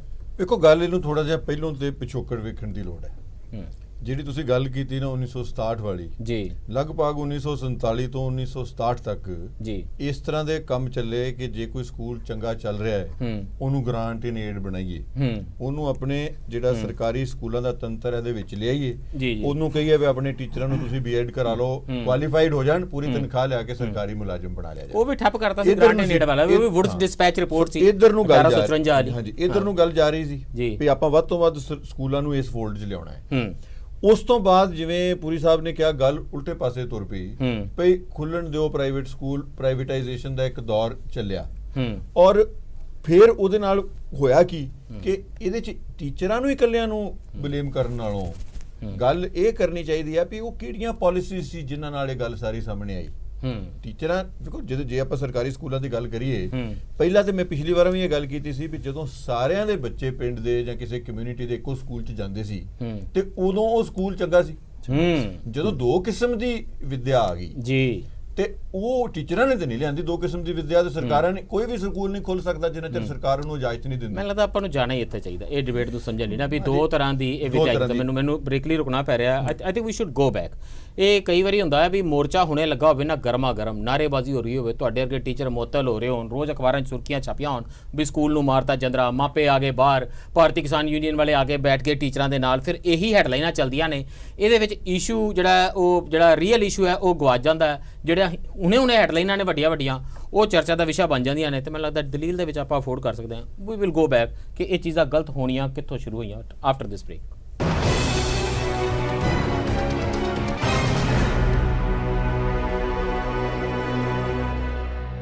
ਬ੍ਰੇਕ ਤੋਂ ਬਾਅਦ ਫਿਰ ਸਵਾਗਤ ਹੈ ਜੀ। ਚਰਚਾ ਕਰ ਰਹੇ ਹਾਂ ਟੀਚਰਾਂ ਦੀ, ਜਿਸ ਕਿਸਮ ਦੀ ਸਟਰਗਲ ਚੱਲ ਰਹੀ ਹੈ। ਕੀ ਤੁਹਾਨੂੰ ਯੂਨੀਅਨ ਦਾ ਨਾਮ ਦਸੀਏ? 88-86 ਅਧਿਆਪਕ ਯੂਨੀਅਨ ਹੈਗੀ ਹੈ ਤੇ 51-78 ਅਧਿਆਪਕ ਯੂਨੀਅਨ ਹੈ। ਜਿੰਨੇ ਤੁਸੀਂ ਭਰਤੀ ਕਰ ਲਵੋ ਉਹ ਨੰਬਰ ਉਹਨਾਂ ਦੀ ਯੂਨੀਅਨ ਦਾ ਨਾਮ ਬਣ ਜਾਂਦਾ। ਫਿਰ ਉਹਦੇ ਲਈ ਲੜਦੇ ਨੇ ਕਿ ਸਾਨੂੰ ਤਨਖਾਹਾਂ ਪੂਰੀਆਂ ਦਿਓ, ਸਾਨੂੰ ਭੱਤੇ ਪੂਰੇ ਦਿਓ, ਸਾਨੂੰ ਸਰਕਾਰੀ ਮੁਲਾਜ਼ਮ ਸਮਝੋ। ਇਹ ਯੂਨੀਅਨਾਂ ਦੇ ਹੁਣ ਠੱਪੇ ਇੱਦਾਂ ਦੇ ਹੋ ਗਏ ਨੇ। ਉਹ ਜ਼ਮਾਨਾ ਚਲਾ ਗਿਆ ਜਿਸ ਵੇਲੇ ਅਧਿਆਪਕਾਂ ਦੀਆਂ ਯੂਨੀਅਨਾਂ ਇੰਨੀਆਂ ਸਟਰੋਂਗ ਹੁੰਦੀਆਂ ਸੀ ਕਿ ਆਪਣੀਆਂ ਮੰਗਾਂ ਮਨਾਉਂਦੀਆਂ ਸੀ। ਪਰ ਦੀਦਾਰ ਮੁਦਕੀ ਜੀ, ਤੁਹਾਨੂੰ ਜਿਹੜਾ ਮੁਅੱਤਲ ਕੀਤਾ ਲਾਰਜਲੀ ਤੁਹਾਡੀ ਸਮਝ ਇਹੀ ਹੈ ਵੀ ਜਿਸ ਕਿਸਮ ਦੇ ਤੁਸੀਂ ਮੋਰਚੇ ਵਿੱਚ ਹਿੱਸਾ ਲੈ ਰਹੇ ਹੋ, ਸਰਕਾਰ ਨੂੰ ਇਹ ਚੀਜ਼ਾਂ ਚੰਗੀਆਂ ਨਹੀਂ ਲੱਗਦੀਆਂ। ਉਹਨਾਂ ਨੇ 40-50 ਅਧਿਆਪਕਾਂ ਨੂੰ ਟਰਾਂਸਫਰ ਕਰ ਦਿੱਤਾ ਦੂਰ ਦੁਰਾਡੇ। ਸੈਟਰਡੇ ਦੀ ਅਖਬਾਰ ਹੈ ਮੇਰੇ ਕੋਲ, ਪੰਜਾਬੀ ਟ੍ਰਿਬਿਊਨ, ਉਹਨਾਂ ਨੇ ਲਿਖਿਆ ਬਠਿੰਡਾ ਜ਼ਿਲ੍ਹੇ ਦੇ 16 ਅਧਿਆਪਕ ਇੱਕੋ ਦਿਨ ਮਾਲਵੇ ਦੀ ਹੱਦ ਟਪਾਏ। ਇਹਦਾ ਮਤਲਬ ਹੁੰਦਾ ਵੀ ਮਾਲਵੇ ਦੇ ਅਧਿਆਪਕ ਸੀ, ਮਾਲਵੇ ਤੋਂ ਬਾਹਰ ਕਰ ਤਰਨ ਬਦਲੀ ਕਰ। ਹਾਂ, ਇਹ ਮਾਲਵੇ ਦੀ ਹੱਦ ਟਪਾਏ ਇੱਦਾਂ ਹੁੰਦੇ ਤੜੀ ਪਾਰ ਕਰਵਾ ਦਿੱਤੇ, ਜਿੱਦਾਂ ਕੋਈ ਬਦਮਾਸ਼ ਲੋਕ ਸੀ ਸ਼ਹਿਰ ਦੇਸ਼ ਨਿਕਾਲਾ ਦੇ ਦਿੱਤਾ। ਇਹ ਹਾਲ ਅਧਿਆਪਕਾਂ ਦੇ ਨਾਲ ਹੋ ਰਿਹਾ। ਮੈਂ ਸਿਰਫ ਮੁਤਕੀ ਸਾਹਿਬ ਤੁਹਾਡੀ ਨਜ਼ਰ 'ਚ ਇਹ ਲਿਆਉਣਾ ਚਾਹੁੰਦਾ ਵੀ ਇਸ ਦੇਸ਼ 'ਚ ਜਦੋਂ ਪਹਿਲਾਂ ਬੜੀ ਵਾਰੀ ਜ਼ੋਰ ਸ਼ੋਰ ਨਾਲ ਇਹਨਾਂ ਨੇ ਕੀਤਾ ਨਾ ਰਿਵਿਊ ਐਜੂਕੇਸ਼ਨ ਸਿਸਟਮ ਦਾ, ਤੇ ਸਾਡੇ ਉਹ ਕੋਠਾਰੀ ਕਮਿਸ਼ਨ ਬਣਿਆ 64-66 ਵਾਲਾ, ਉਹਨਾਂ ਨੇ ਬਾਕੀ ਗੱਲਾਂ ਦੇ ਨਾਲ ਨਾਲ ਇਹ ਲਿਖਿਆ ਕਿ ਟੀਚਰਾਂ ਕੋਲ ਇਸ ਗੱਲ ਦੀ ਆਜ਼ਾਦੀ ਹੋਣੀ ਚਾਹੀਦੀ ਹੈ ਕਿ ਉਹ ਬੋਲ ਸਕਣ ਤੇ ਲਿਖ ਸਕਣ ਹਰ ਨੈਸ਼ਨਲ ਤੇ ਇੰਟਰਨੈਸ਼ਨਲ ਮੁੱਦੇ ਬਾਰੇ।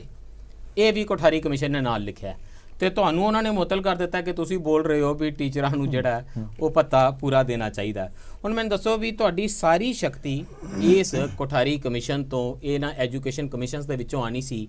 ਇਹਨਾਂ ਲਈ ਟੀਚਰ ਨਹੀਂ ਲੜੇ। Kuldeepuri ji, this is where I wanted to come, ਕਿਉਂਕਿ ਇਹ ਕੋਠਾਰੀ ਕਮਿਸ਼ਨ ਸੀ ਜਿਸ ਨੇ ਪਹਿਲੀ ਵਾਰੀ ਕਿਹਾ ਸੀ ਕਿ ਇਹ ਸਾਰਾ ਸਕੂਲ ਸਿਸਟਮ ਜਿਹੜਾ ਇਹ ਇੱਕੋ ਜਿਹਾ ਹੋਣਾ ਚਾਹੀਦਾ ਤੇ ਟੀਚਰਸ, ਮੈਂ am just reading from the Kothari commission ਨੇ ਦੀ MC ਚਾਗਲਾ ਉਸ ਵੇਲੇ ਮਿਨਿਸਟਰ ਹੁੰਦੇ ਸੀ ਐਜੂਕੇਸ਼ਨ ਦੇ, ਜਿਨ੍ਹਾਂ ਨੂੰ ਰਿਪੋਰਟ ਦਿੱਤੀ।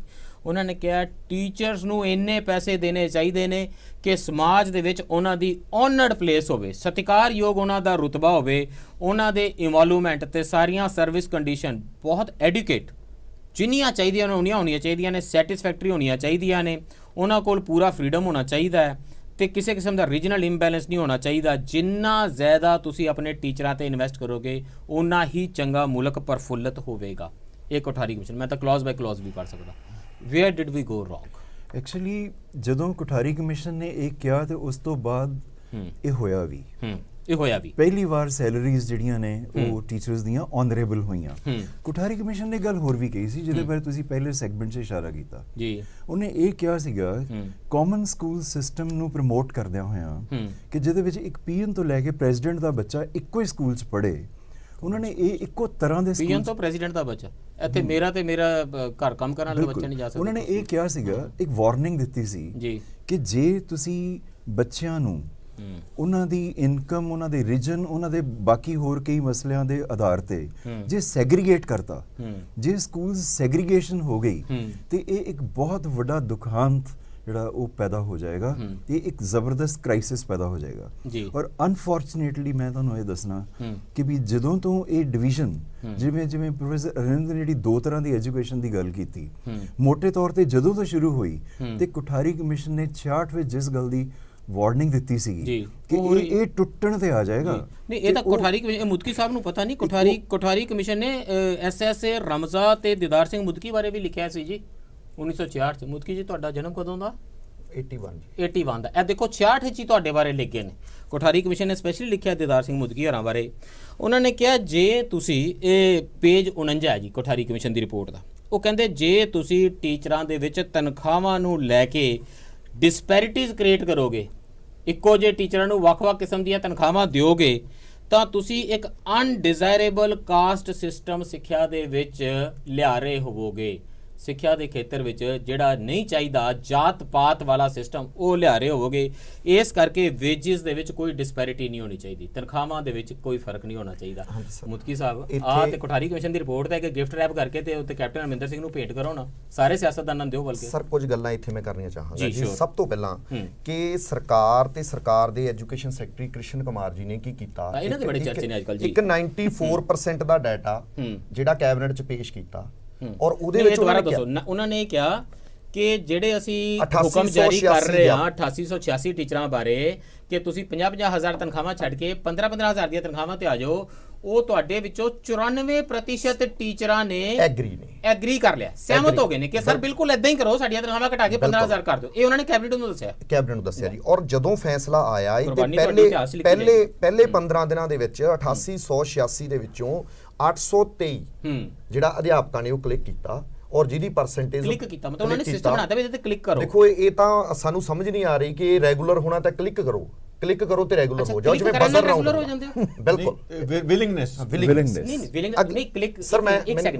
ਗੱਲ ਪੂਰੀ ਕਰ, ਐਕਚੁਅਲੀ ਵੈਬਸਾਈਟ ਤੇ ਜਾਓ ਤੇ ਕਲਿੱਕ ਕਰ ਦਿਓ। ਮੈਂ ਸਰ ਮੈਂ ਰੈਗੂਲਰ ਹੋਣਾ ਚਾਹੁੰਦਾ, ਮੈਂ ਰੈਗੂਲਰ ਚਾਹਨਾ ਕਲਿੱਕ। ਸਰ ਮੈਂ ਇਹ ਗੱਲ ਤੁਹਾਡੇ ਜਿਹੜੀ ਜੋ ਕੋਠਾਰੀ ਕਮਿਸ਼ਨ ਦੀਆਂ ਤੁਸੀਂ ਰਿਪੋਰਟ ਸੁਣੇ ਪੜੀਆਂ ਉਹਨਾਂ ਨਾਲ ਜੋੜ ਕੇ ਕਰਨੀ ਚਾਹੂੰਗਾ ਕਿ ਸਰਕਾਰ ਨੇ ਡਿਸਪੈਰਿਟੀ ਕ੍ਰੀਏਟ ਕਿਵੇਂ ਕੀਤੀ ਕਿ 8886 10 ਸਾਲ ਤੋਂ ਐਸਐਸਏ ਰਮਸਾ ਮਾਡਲ ਤੇ ਆਦਰਸ਼ ਸਕੂਲਾਂ 'ਚ ਕੰਮ ਕਰਦੇ ਅਧਿਆਪਕ ਨੇ, ਉਹ ਰੈਗੂਲਰ ਦੀ ਡਿਮਾਂਡ ਪਿਛਲੀ ਸਰਕਾਰ ਤੋਂ ਵੀ ਕਰ ਰਹੇ ਸੀ, ਇਸ ਸਰਕਾਰ ਤੋਂ ਵੀ ਕਰ ਰਹੇ। ਇਸ ਸਰਕਾਰ ਨੇ ਮੈਨੀਫੈਸਟੋ 'ਚ ਵੀ ਲੈ ਕੇ ਆਂਦਾ ਸੀਗਾ।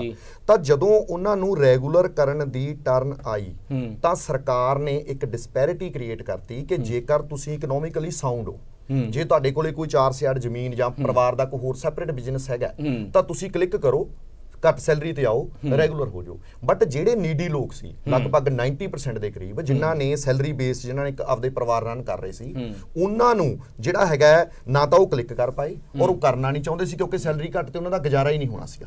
ਇਸ ਕਰਕੇ ਜਿਹੜੀ ਜੋ ਕੋਠਾਰੀ ਕਮਿਸ਼ਨ ਕਹਿ ਕੇ ਗਿਆ ਸੀ ਕਿ ਇੱਕ ਇਹਨਾਂ ਨੇ ਇੱਕ ਵੱਖਰੀ ਰਿਜ਼ਰਵੇਸ਼ਨ ਹਾਇਰ ਕਲਾਸ ਲਈ ਕ੍ਰੀਏਟ ਕਰਤੀ, ਉਹ ਗਲਤ ਹੈ। ਇਸ ਤੋਂ ਅੱਗੇ 94% ਨੇ ਕਲਿੱਕ ਕੀਤਾ ਕਿ ਨਹੀਂ ਕੀਤਾ? ਨਹੀਂ ਕੀਤਾ ਜੀ, ਝੂਠ ਹੈ। ਫਿਰ ਇਹ ਬਿਲਕੁਲ ਝੂਠ ਹੈ ਜੀ।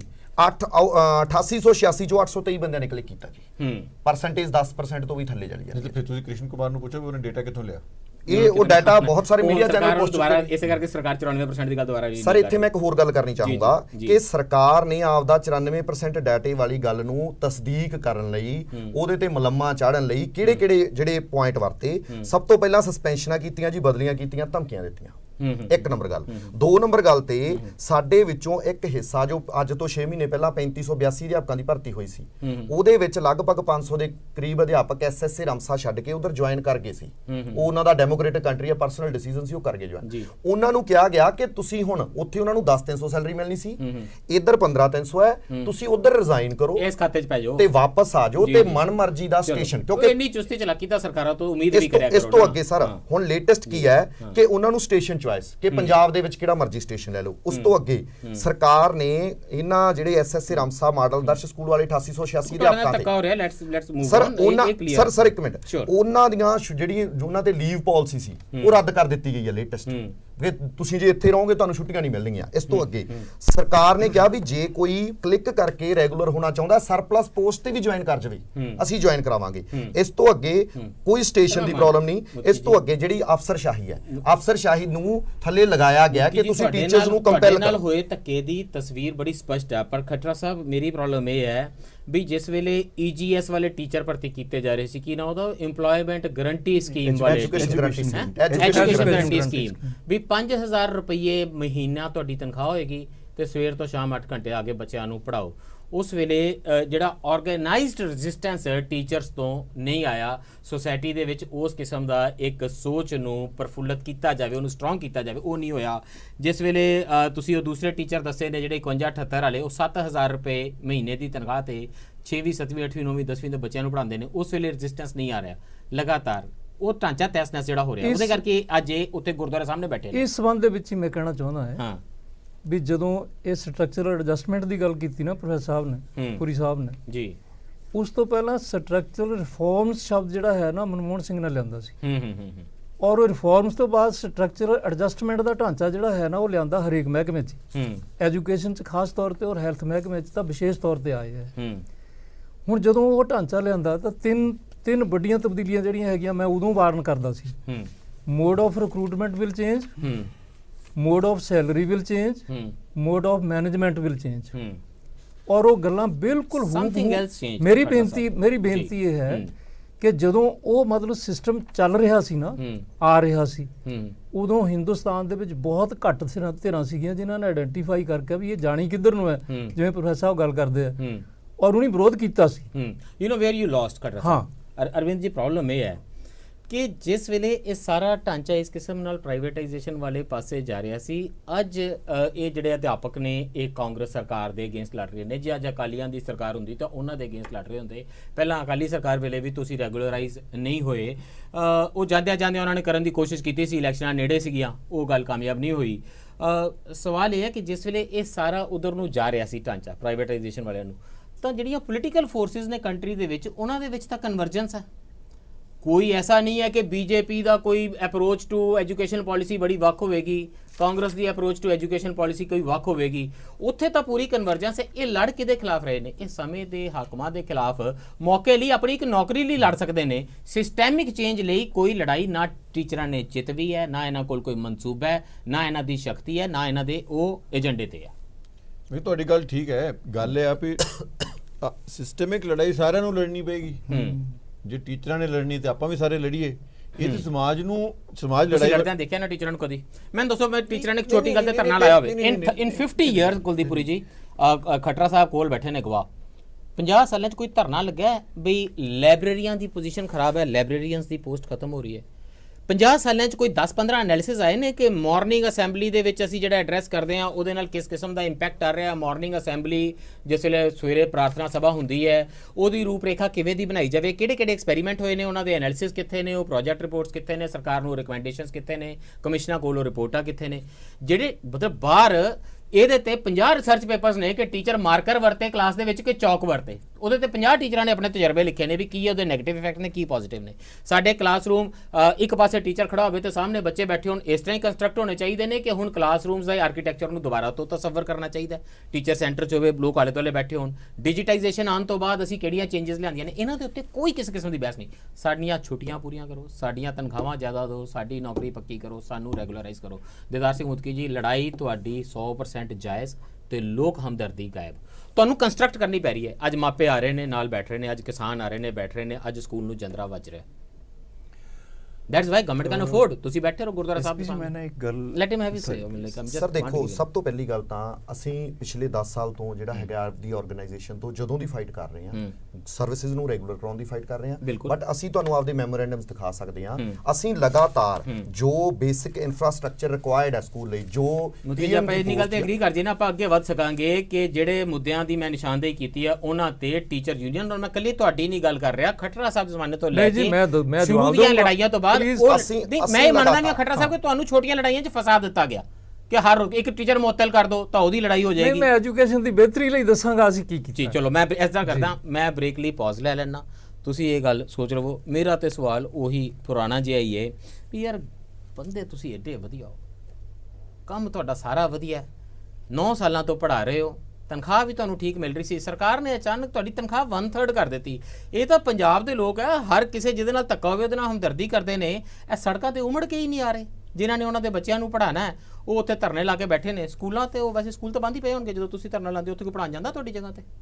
ਨਹੀਂ, ਬਾਕੀ ਸਟਾਫ ਹੈ ਜਿਹੜਾ ਵੱਡੀ ਗਿਣਤੀ ਬਾਕੀ ਦਾ ਸਟਾਫ ਪੜ੍ਹਾ ਰਿਹਾ। ਇਹ ਜਿਹੜੇ ਇੱਥੇ ਬਹਿ ਜਾਂਦੇ ਨੇ 8886 ਪਲੱਸ ਜਿਹੜੇ ਹੈਗੇ ਨੇ ਰੈਗੂਲਰ ਅਧਿਆਪਕ ਨੇ। ਚਲੋ ਮੈਂ ਸਵਾਲ ਜਿਹਾ ਛੱਡ ਦਿੱਤਾ, ਬਾਕੀ ਫੈਸਲਾ ਲੋਕ ਕਰ ਲੈਣਗੇ। ਬ੍ਰੇਕ ਤੋਂ ਬਾਅਦ ਮਿਲਦੇ ਆ। ਤੇ ਫਿਰ ਕਈ ਵਾਰੀ ਕਹਿੰਦੇ ਨੇ ਜੀ ਡਿਬੇਟ 'ਚ ਅਸਲੀ ਗੱਲਾਂ ਤੇ ਨਹੀਂ ਗੱਲ ਹੁੰਦੀ, ਐਵੇਂ ਉਤਲੀਆਂ ਉਤਲੀਆਂ ਤੇ ਗੱਲ ਹੋ ਜਾਂਦੀ ਹੈ। ਫਿਰ ਜਿਹੜੀਆਂ ਸਾਨੂੰ ਸਮਝ ਆਈਆਂ ਅਸਲੀ ਗੱਲਾਂ, ਉਹਨਾਂ ਵੱਲ ਚੱਲਦੇ ਆ ਆਫਟਰ ਦਿਸ ਬ੍ਰੇਕ।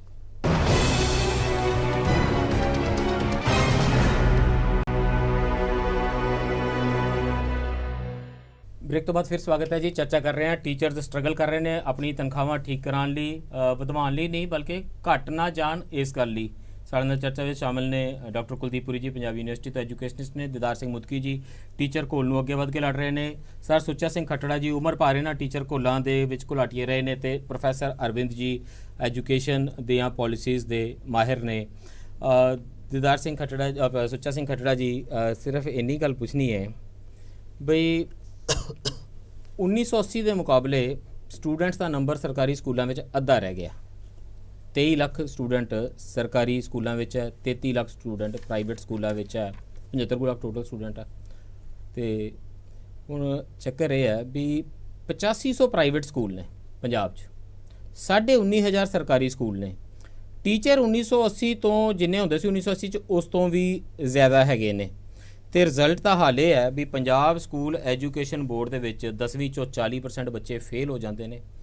ਰਿਜ਼ਲਟ ਜਿਹੜਾ ਹੈ ਉਹ 15% ਡਿਪ ਹੋ ਜਾਂਦਾ, 50% ਬੱਚੇ ਘੱਟ ਪਾਸ ਹੁੰਦੇ ਨੇ। ਤੇ 12ਵੀਂ ਕਲਾਸ ਦੇ ਵਿੱਚ 14% ਬੱਚੇ ਘੱਟ ਪਾਸ ਹੁੰਦੇ ਨੇ। 3,14,000 ਤੇ 817 ਵਿੱਚੋਂ 1,96,321 ਪਾਸ ਹੁੰਦੇ ਨੇ। ਇਹ ਟੀਚਰਾਂ ਨੇ ਕੋਈ ਕੱਦੂ ਵਿੱਚ ਤੀਰ ਮਾਰੇ ਹੁੰਦੇ ਤੇ ਅੱਜ ਲੋਕਾਈ ਉਮੜ ਪੈਂਦੀ।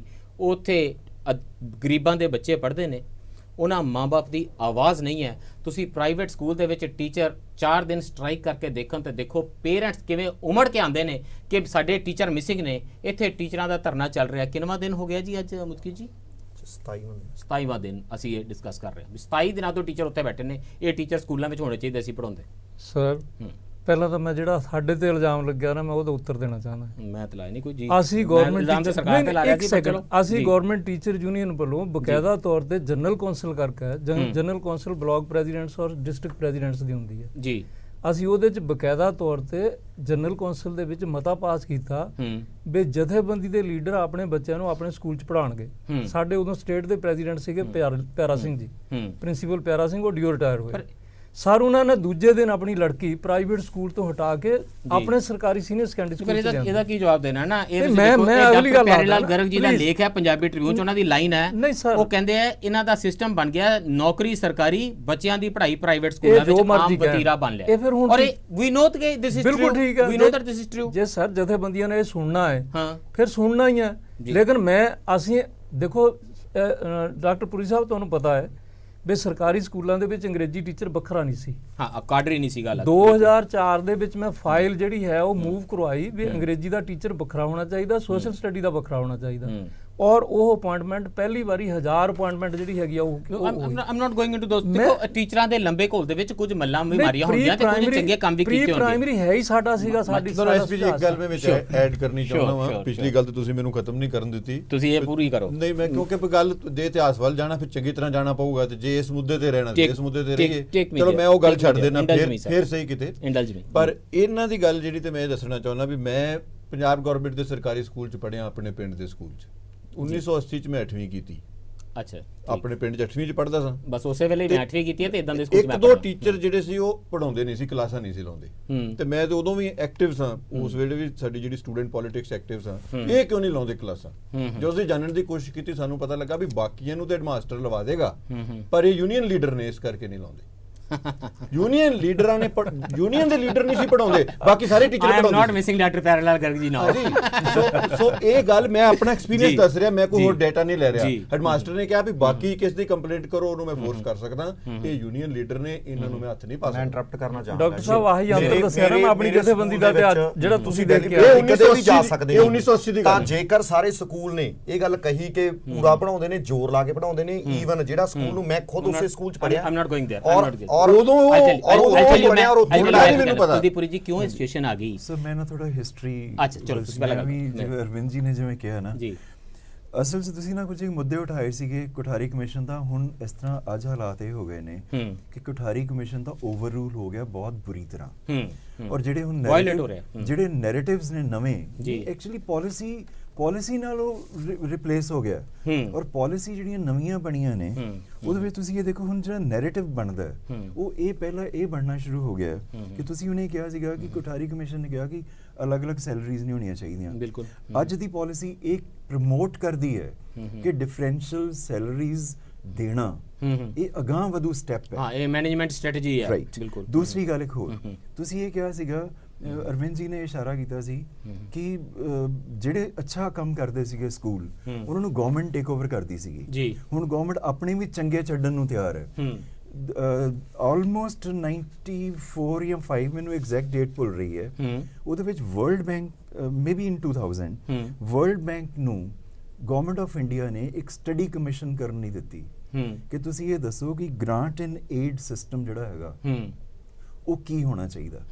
ਤੇ ਵਰਲਡ ਬੈਂਕ ਦੀ ਜਿਹੜੀ ਰਿਪੋਰਟ ਹੈ ਉਹ ਔਨ ਰਿਕਾਰਡ ਹੈ ਵੈਬਸਾਈਟ ਤੇ, ਉਹਨਾਂ ਨੇ ਇਹ ਕਿਹਾ ਕਿ ਜੀ ਤੁਸੀਂ ਪਹਿਲੀ ਦੀ ਗੱਲ ਹੈ ਵੀ ਇਹ ਗ੍ਰਾਂਟ ਐਂਡ ਏਡ ਸਿਸਟਮ ਤੇ ਹੈ ਹੀ ਗਲਤ, ਬਿਲਕੁਲ ਬੰਦ ਹੀ ਹੋਣਾ, ਪਰ ਜੇ ਤੁਸੀਂ ਦੇਣਾ ਵੀ ਹੈ ਤੇ ਤੁਸੀਂ ਇਹ ਕਰੋ ਕਿ ਜਿਹੜੀ ਸੈਲਰੀ ਕੰਪੋਨੈਂਟ ਹੈ ਨਾ ਉਹਨੂੰ ਕੱਢ ਦਿਓ ਤੇ ਬਾਕੀ ਦੇ ਦਿਓ। ਗ੍ਰਾਂਟ ਹੋਰ ਦਿੰਦਾ ਹੀ ਕੋਈ ਨਹੀਂ ਸੀ। ਸਕੂਲ ਆਪਣਾ ਸੈਲਰੀ ਆਪ ਜਨਰੇਟ ਨਹੀਂ, ਮਾਰਕੀਟ ਜਨਰੇਟ ਕਰੇ, ਮਾਰਕੀਟ ਡਿਸਾਈਡ ਕਰੇ ਕਿ ਸੈਲਰੀ ਟੀਚਰ ਨੂੰ ਕਿੰਨੀ ਦੇਣੀ ਹੈ। ਹੁਣ ਤਾਂ ਦੇਖੋ, ਹੁਣ ਤਾਂ ਇਹ ਦੌਰ, ਹੁਣ ਸਰਕਾਰ ਜਿੰਨਾ ਕੰਮ ਕਰ ਰਹੀ ਨਾ, ਵੈਸੇ ਇਦਾਂ ਸਰਕਾਰ ਪਹਿਲਾਂ ਨਹੀਂ ਸੀ। ਐਸਪੀ ਜੀ ਮੈਂ ਦੁਬਾਰਾ ਉਸ ਗੱਲ ਤੇ ਆਉਣਾ ਚਾਹੁੰਦਾ, ਤੁਹਾਨੂੰ ਥੋੜਾ ਡਾਟਾ ਤੁਹਾਡੇ ਨਾਲ ਸ਼ੇਅਰ ਕਰਨਾ ਚਾਹੁੰਦਾ। ਸ਼ੋਰ ਸਰ। ਮੈਂ ਵੇਖ ਰਿਹਾ ਸੀ ਵੀ ਸਾਡੀ ਇੰਸਟੀਚਿਊਟ ਨੈਸ਼ਨਲ ਲੈਵਲ ਦੀ ਇੰਸਟੀਚਿਊਟ ਹੈ, IISCR ਮੋਹਾਲੀ ਚ ਬਣੀ ਹੈ, ਦੇਸ਼ ਭਰ ਤੋਂ ਬੱਚੇ ਆਉਂਦੇ ਆ ਜੀ, ਤੇ ਪ੍ਰੋਫਾਈਲਿੰਗ ਮੈਂ ਹਰ ਵਾਰੀ ਕਰਦਾ ਰਹਿਣਾ। ਮੈਂ ਐਤਕੀ ਬੱਚਿਆਂ ਦੀ ਪ੍ਰੋਫਾਈਲਿੰਗ ਕੀਤੀ ਜੀ, ਤੇ ਸਾਡੇ ਕੋਲ ਵੈਸੇ ਪੰਜਾਬ ਦੇ 16 ਬੱਚੇ ਆਏ ਜਿਹੜੇ ਪੰਜਾਬ ਦੇ ਨੇ, ਜਿਹੜੇ ਕਹਿੰਦੇ ਸਾਡੀ ਭਾਸ਼ਾ ਪੰਜਾਬੀ ਹੈ, ਕਿਤੋਂ ਦੇ ਵੀ ਹੋਣ। ਮੋਸਟ ਸਾਊਟ ਆਫਟਰ ਇੰਸਟੀਚਿਊਟ ਹੈ। ਹਾਂਜੀ ਸਰ। ਤੇ ਵੈਸੇ ਕੇਰਲਾ ਦੇ ਬੱਚੇ ਸਾਡੇ ਕੋਲ ਅਜੇ ਵੀ ਇੱਥੇ ਜ਼ਿਆਦਾ ਆ ਜਾਂਦੇ ਨੇ।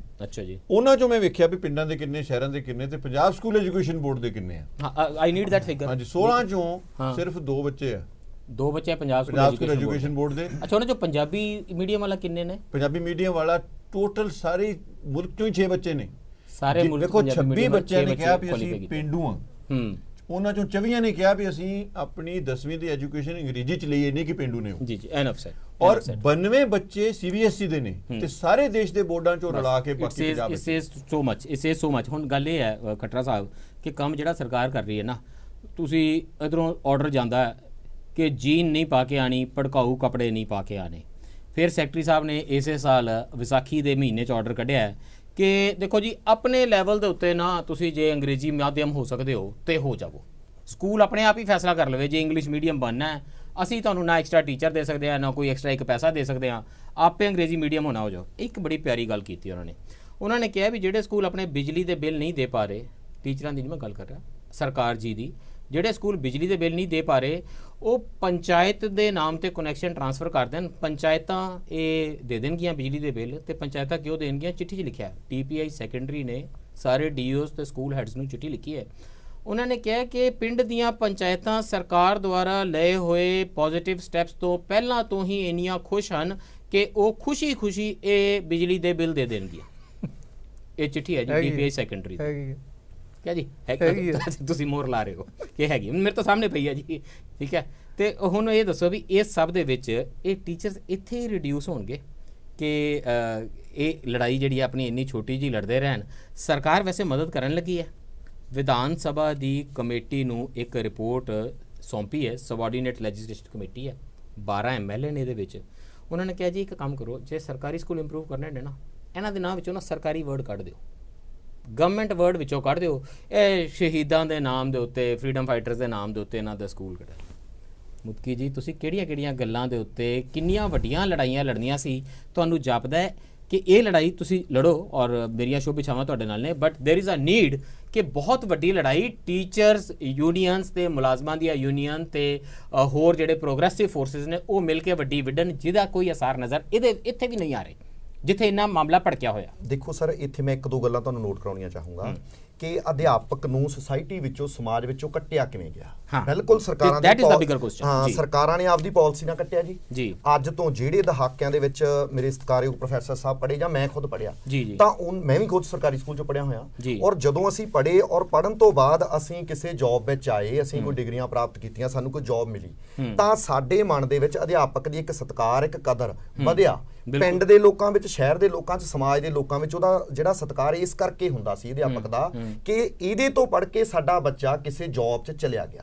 ਪਰ ਅੱਜ ਜਦੋਂ ਅਨਐਮਪਲੋਇਮੈਂਟ ਹੈ ਬਹੁਤ ਵੱਡੇ ਪੱਧਰ ਤੇ, ਪੜ੍ਹਨ ਤੋਂ ਬਾਅਦ ਵੀ ਨੌਕਰੀਜ਼ ਨਹੀਂ ਮਿਲ ਰਹੀਆਂ, ਕੁਝ ਵੀ ਨਜ਼ਰ ਨਹੀਂ ਆ ਰਿਹਾਗਾ, ਵਿਦੇਸ਼ਾਂ ਨੂੰ ਜਾਣ ਤੋਂ ਬਿਨਾਂ ਹੋਰ ਕੋਈ ਨਜ਼ਰ ਨਹੀਂ ਆ ਰਿਹਾਗਾ, ਤਾਂ ਜਿਹਦੇ ਕਰਕੇ ਜਿਹੜੀ ਅਧਿਆਪਕ ਦੀ ਇੱਜ਼ਤ ਕਦਰ ਹੈ ਜਿਹੜੀ ਉਹ ਸਮਾਜ ਦੇ ਵਿੱਚ ਘਟੀ ਹੈ, ਕਿਉਂਕਿ ਉਸ ਦਾ ਬਣਾਇਆ ਹੋਇਆ ਪ੍ਰੋਡਕਟ ਅੱਗੇ ਵਿਕ ਗਿਆ। ਮੈਂ ਹਿੰਦੀ ਫਿਲਮਾਂ ਦੇਖਿਆ, ਜਗੀਰਦਾਰ ਸੀ, ਸਭ ਕੁਝ ਸੀ, ਪਰ ਉਹ ਉਸ ਕੈਰੈਕਟਰ ਦਾ ਨਾਮ ਮਾਸਟਰ ਜੀ ਹੁੰਦਾ ਸੀ। ਅਧਿਆਪਕ ਮਾਸਟਰ ਜੀ ਹੁੰਦਾ ਸੀ ਹਮੇਸ਼ਾ, ਉਹਦੇ ਨਾਮ ਨਾਲ ਜੀ ਲੱਗਦਾ ਸੀ। ਦੂਸਰਾ ਪੁਆਇੰਟ ਮੈਂ ਇੱਥੇ ਨੋਟ ਕਰਾਉਣਾ ਚਾਹਾਂਗਾ ਕਿ ਸਰਕਾਰ ਤੇ ਸਰਕਾਰ ਦੇ ਸੈਕਟਰੀ ਉਹ ਕਰਤਾ ਰਹੇ ਆ ਅਧਿਆਪਕਾਂ ਨੂੰ ਵਿਕਟਿਮਾਈਜ਼, ਕਿਸੇ ਦੀ ਬਦਲੀ ਕਰਤੀ, ਕਿਸੇ ਨੂੰ ਸਸਪੈਂਡ ਕਰਤਾ, ਪਰ ਅਸਲ ਦੇ ਵਿੱਚ ਜਦੋਂ ਅੱਜ ਪੰਜਾਬ ਦੇ ਸਕੂਲਾਂ ਦੇ, ਪਿੰਡਾਂ ਦੇ ਸਕੂਲਾਂ ਦੇ ਵਿੱਚ ਤਾਲੇ ਲੱਗ ਰਹੇ ਨੇ, ਤਾਂ ਪੰਜਾਬ ਦੇ ਪਿੰਡਾਂ ਦੇ ਲੋਕ ਸਮਝ ਰਹੇ ਨੇ ਕਿ ਮਾਸਟਰ ਜੀ ਵਿਕਟਿਮਾਈਜ਼ ਨਹੀਂ ਹੋਏ, ਉਹਨਾਂ ਦੇ ਬੱਚੇ ਵਿਕਟਿਮਾਈਜ਼ ਹੋ ਗਏ, ਉਹ ਪਰਿਵਾਰ ਵਿਕਟਿਮਾਈਜ਼ ਹੋ ਗਏ, ਉਹਨਾਂ ਦਾ ਪਿੰਡ ਵਿਕਟਿਮਾਈਜ਼ ਹੋ ਗਏ। ਇਸ ਕਰਕੇ I think that is the link. ਜੇ ਲੋਕ ਇਹ ਲਿੰਕ ਜੇ ਅਧਿਆਪਕ ਵਰਗ ਮੈਂ ਇਸ ਚੈਨਲ ਸਾਰੇ ਪ੍ਰੋਗਰੈਸਿਵ ਲੋਕ ਇਹ ਜੇ ਲਿੰਕ ਤੁਸੀਂ ਸਮਝਾ ਸਕੋ, ਜੇ ਲੋਕ, ਮੈਂ ਇਸ ਚੈਨਲ ਦੇ ਮਾਧਿਅਮ ਰਾਹੀਂ ਅਪੀਲ ਵੀ ਕਰਨਾ ਚਾਹਾਂਗਾ ਕਿ ਜੇ ਅੱਜ ਅਸੀਂ ਇੱਥੇ ਧਰਨੇ ਤੇ ਬੈਠੇ ਹਾਂ, ਮੈਂ ਲਾਸਟ ਟਾਈਮ ਵੀ ਜਦੋਂ ਡਿਬੇਟ 'ਚ ਬੈਠਾ ਸੀ ਤਾਂ ਮੈਂ ਗੱਲ ਕਹੀ ਸੀ ਕਿ ਸਾਡੇ ਵਿਦਿਆਰਥੀ ਨੇ, ਅਸੀਂ ਉਹਨਾਂ ਨੂੰ ਪੜ੍ਹਾਉਣਾ ਹੈ। ਸਾਡਾ ਜਦੋਂ ਵੀ ਕੋਲ ਸਮਾਪਤ ਹੋਊਗਾ, ਅਸੀਂ ਸਕੂਲਾਂ ਵਿੱਚ ਜਾਵਾਂਗੇ, ਅਸੀਂ ਸੈਟਰਡੇ ਸੰਡੇ ਐਕਸਟਰਾ ਕਲਾਸਿਸ ਲਾਈਏ, ਅਸੀਂ ਮਾਰਨਿੰਗ ਈਵਨਿੰਗ ਐਕਸਟਰਾ ਕਲਾਸਿਸ ਲਾਈਏ, ਅਸੀਂ ਬੱਚਿਆਂ ਦੀ ਜਿਹੜੀ ਪੜ੍ਹਾਈ ਦਾ ਜਿਹੜਾ ਹੈਗਾ ਨੁਕਸਾਨ ਨਹੀਂ ਹੋਣ ਦੇਵਾਂਗੇ।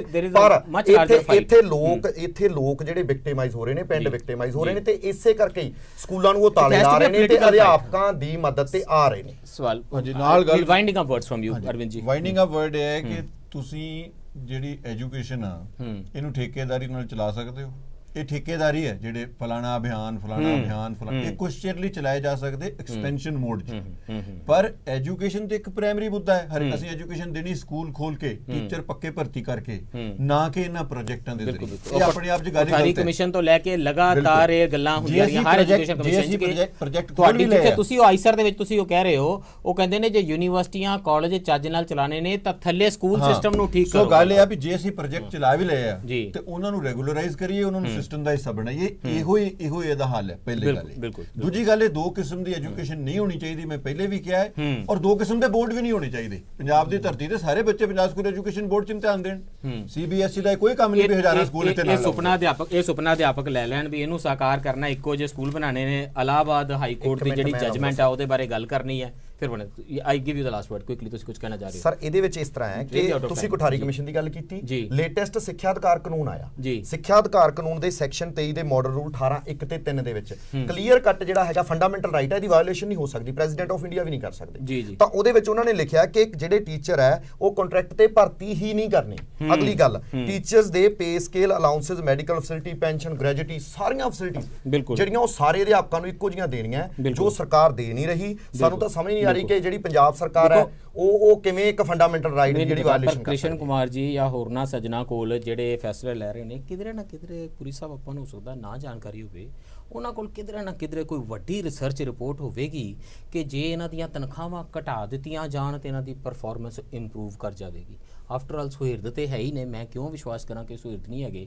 ਜਾਂ ਤੇ ਇਹੋ ਜਿਹੀ ਕੋਈ ਸੀਕ੍ਰੇਟ ਰਿਪੋਰਟ ਹੈ ਤਾਂ ਸਾਡੇ ਸਾਹਮਣੇ ਲਿਆਉਣ ਵੀ ਤਨਖਾਹਾਂ ਘਟਾਉਣ ਨਾਲ ਟੀਚਰਾਂ ਦੀ ਇੱਜ਼ਤ, ਰੁਤਬਾ ਤੇ ਉਹਨਾਂ ਦੇ ਪੜ੍ਹਨ ਦੇ ਪੈਡਾਗੋਜੀ ਦੇ ਮੈਥਡਸ ਉਹ ਕਿਵੇਂ ਇੰਪਰੂਵ ਕਰ ਜਾਣਗੇ, ਜਾਂ ਉਹ ਦੱਸਣ, ਜਾਂ ਲੋਕ ਇਹ ਸਮਝ ਲੈਣ ਕਿ ਸੀਕ੍ਰੇਟ ਰਿਪੋਰਟ ਨਹੀਂ ਹੈ ਜੀ ਉਹਨਾਂ ਕੋਲ, ਸੀਕ੍ਰੇਟ ਰਿਪੋਰਟ ਨਹੀਂ ਹੈ ਉਹਨਾਂ ਕੋਲ, ਅਮਲ ਹੈ। ਅਮਲ ਦੇ ਵਿੱਚ ਉਹਨਾਂ ਨੇ ਸਿੱਖਿਆ ਹੈ, ਅਮਲ ਚੋਂ ਸਿੱਖਿਆ ਲੋਕਾਂ ਨੇ ਪਤਾ ਹੋਣਾ ਚਾਹੀਦਾ ਵੀ ਜੇ ਤੁਹਾਡਾ ਅਧਿਆਪਕ ਪੂਅਰਲੀ ਪੇਡ ਹੋਵੇਗਾ, ਅਧਿਆਪਕ ਮਾੜੇ ਹੋਣਗੇ, ਸਕੂਲ ਮਾੜੇ ਹੋਣਗੇ ਤੇ ਫਿਰ ਤੁਹਾਡੀ ਸਿੱਖਿਆ ਮਾੜੀ ਹੋਵੇਗੀ ਤੇ ਚੰਗੀ ਤਰ੍ਹਾਂ ਨਾਲ ਜਿਹੜਾ ਸਿੱਖਿਅਤ ਨਹੀਂ ਹੋਵੇਗਾ ਭਾਰਤੀ, ਉਹ ਆਜ਼ਾਦ ਭਾਰਤੀ ਨਹੀਂ ਹੋਵੇਗਾ, ਉਹ ਫਿਰ ਫ੍ਰੀ ਇੰਡੀਅਨ ਨਹੀਂ ਹੋਵੇਗਾ। ਜੇ ਤਾਂ ਆਜ਼ਾਦ ਦੇਸ਼ ਦੇ ਵਿੱਚ ਰਹਿਣਾ ਤੇ ਫਿਰ ਸਿੱਖਿਅਕ ਨਾਗਰਿਕ ਹੀ ਹੋ ਸਕਦਾ। ਜਿਹੜਾ ਸਿੱਖਿਅਕ ਨਾਗਰਿਕ ਨਹੀਂ ਹੁੰਦਾ ਉਹ ਸਹੀ ਮਾਇਨਿਆਂ ਦੇ ਵਿੱਚ ਆਜ਼ਾਦ ਨਾਗਰਿਕ ਨਹੀਂ ਹੁੰਦਾ, ਫਿਰ ਆਪਣੇ ਆਪ ਨੂੰ ਗੁਲਾਮ ਹੀ ਸਮਝੋ।